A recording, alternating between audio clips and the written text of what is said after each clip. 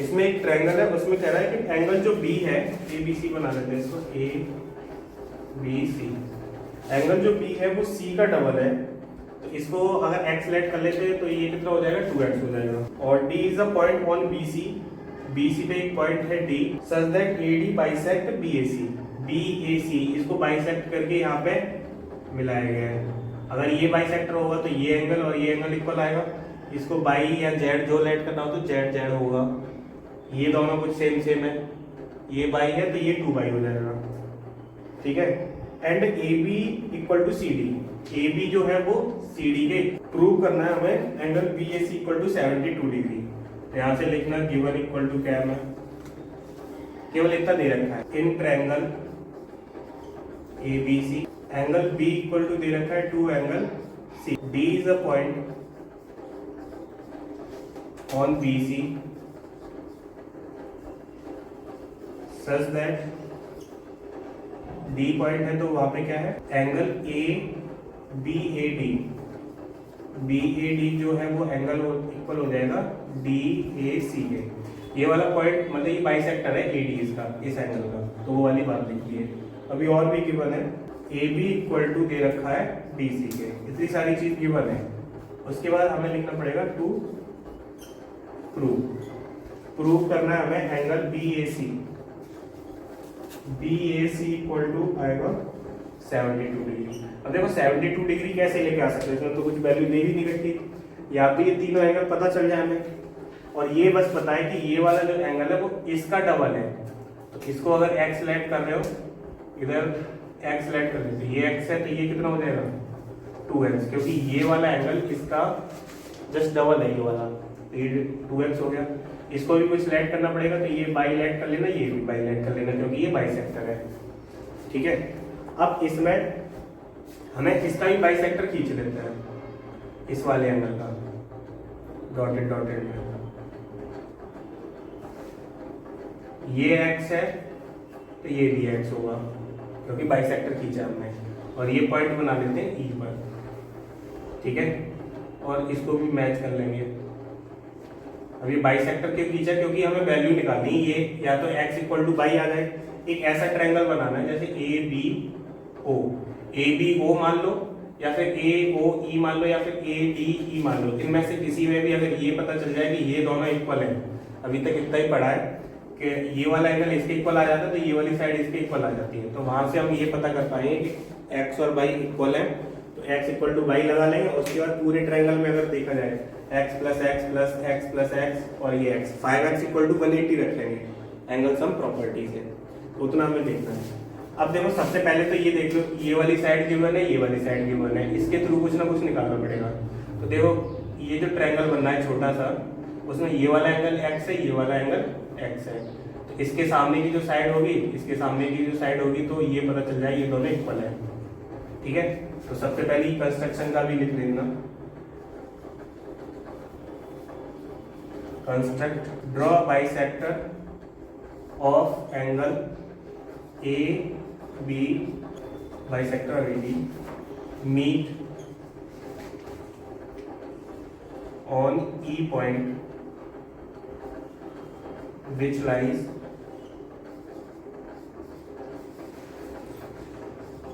on AC। AC पर एक point ले लिया, E पॉइंट पर मिल जाता है B का जो एंगल B है उसका बाइसेक्टर, ठीक है। अभी केवल समझते चलना, बाद में लिखने के लिए मिलेगा। तो ये उसका इसका भी बाइसेक्टर खींचिए, वहां मिला लिया। अब E को D से ही मिला लिया है, तो बाद में लिख देना joint point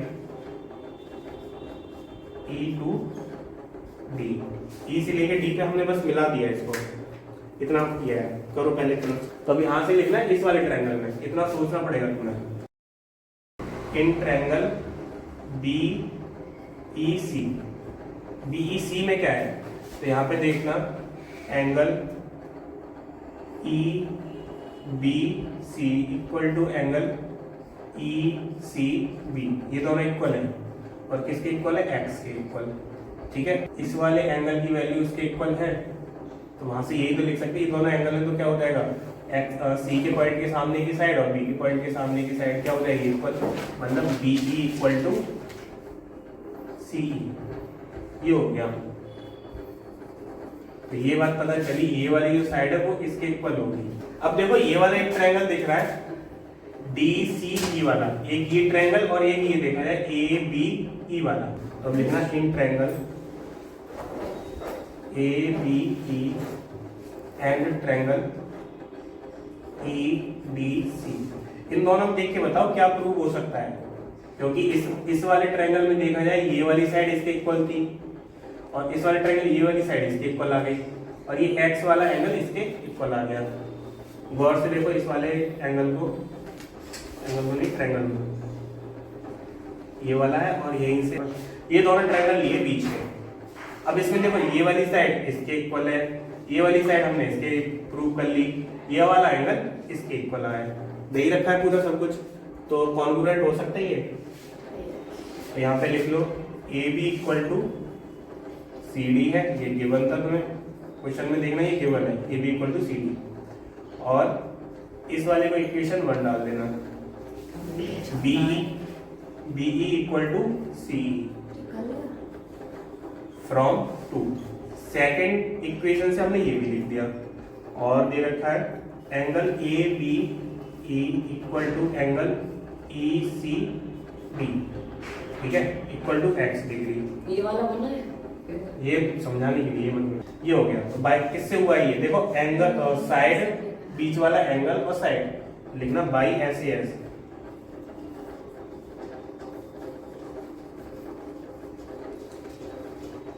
by SAS congruence criterion triangle ABE is congruent to ECD। दोनों कॉन्ग्रुएंट हो गए। अब देखो दोनों ट्रायंगल कॉन्ग्रुएंट हुए, उसमें क्या हो सकता है, ये वाला एंगल इसके इक्वल था तो इसको उठा के ऐसे समझो कि ये इसके इक्वल रखा हुआ है, तो ये वाला एंगल कितना आएगा, ये पूरा ट्रायंगल यहाँ से काट के यहाँ रखा जाए तभी तो कॉन्ग्रुएंट बनाइए।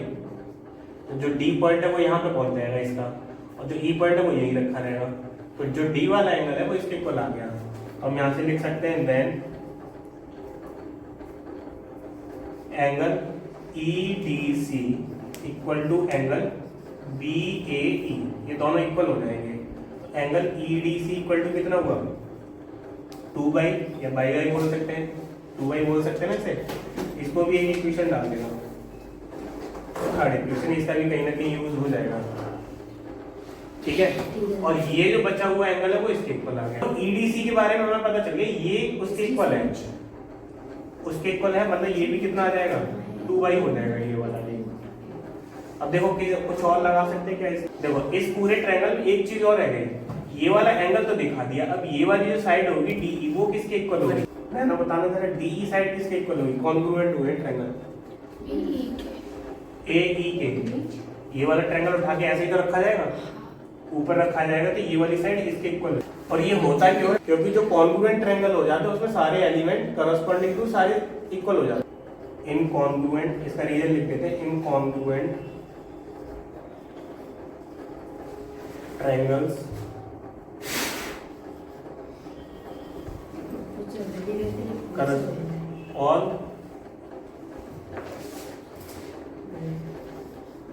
all corresponding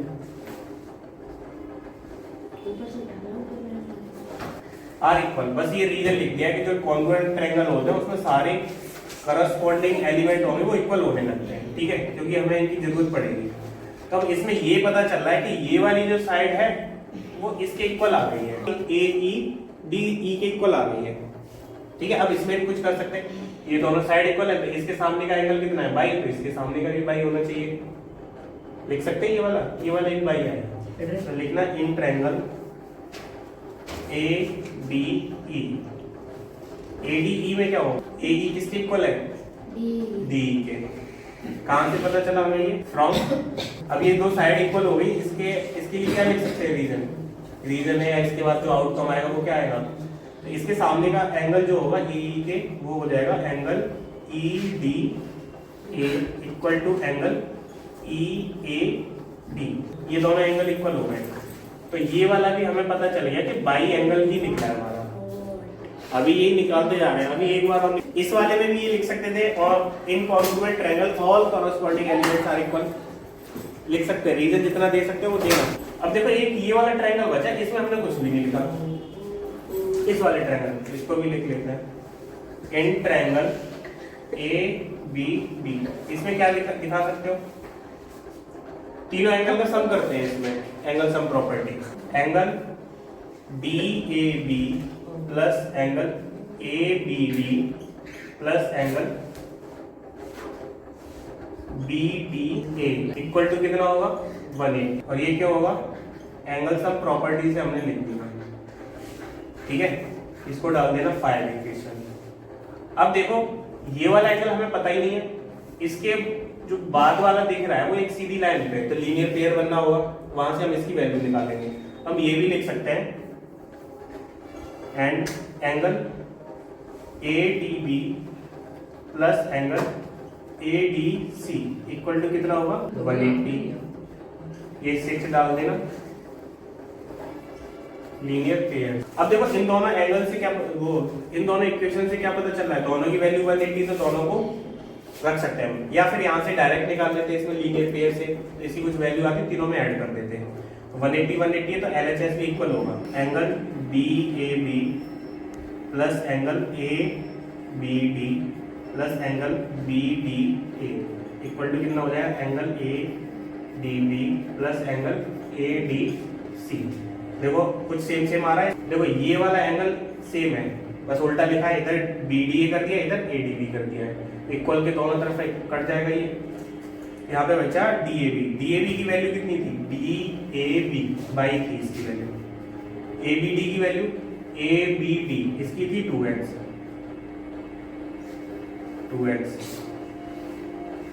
equal to A D C की वैल्यू कितनी है, ए डी सी की वैल्यू, ए डी सी की वैल्यू तुम बताना, ए डी सी की वैल्यू कितनी लिखी हुई है उसमें,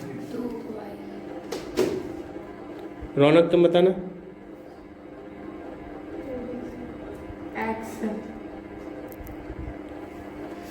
ए डी सी पूछा है, ए डी सी कितना तुम बताओ, 90 तो नहीं लिखेंगे। ए डी सी यहाँ से लेकर यहाँ तक का पूछना है, तो बाई और 2 बाई 3 बाई हो जाएगा, इक्वल टू 3 बाई हो गया।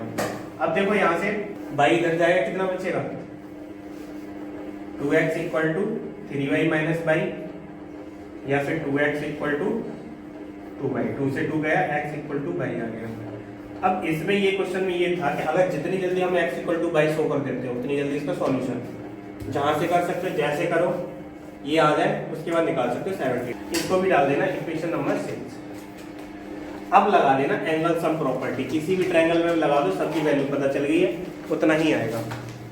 लिखो पहले तक, सारे तो पहले ही पता थे, बस ये पता चल गया x इक्वल टू बाई है, तो लिखना angle A B C plus angle B C A plus angle C A B equal to angle sum properties है। ए बी सी कितना है, ए बी सी 2x है, बी सी ए x है, और सी A B ये है 2y इक्वल टू 180। लेकिन 2y की जगह हम 2x रख सकते हैं, इक्वल आ गई है, यहाँ पे लिख देना 2x या 3x plus 2x equal to 180। क्यों हो गया, x equal to y from equation 7। अब क्या हो जाएगा, 5x इक्वल टू 180, 5 से ही कटेगा, 5 3 जा 15, कितना बचा 5 6 जा, x की वैल्यू आ गई 36 डिग्री। अब देखो पूछा कौन सा एंगल है, एंगल कौन सा पूछा था, A B C, B A C. Angle B A C equal to कितना होगा 2 बाई, और इक्वल टू बाई भी लिख सकते हैं इसमें, 2 बाई इक्वल टू 2 इंटू 36, और ये आ जाएगा 72 डिग्री।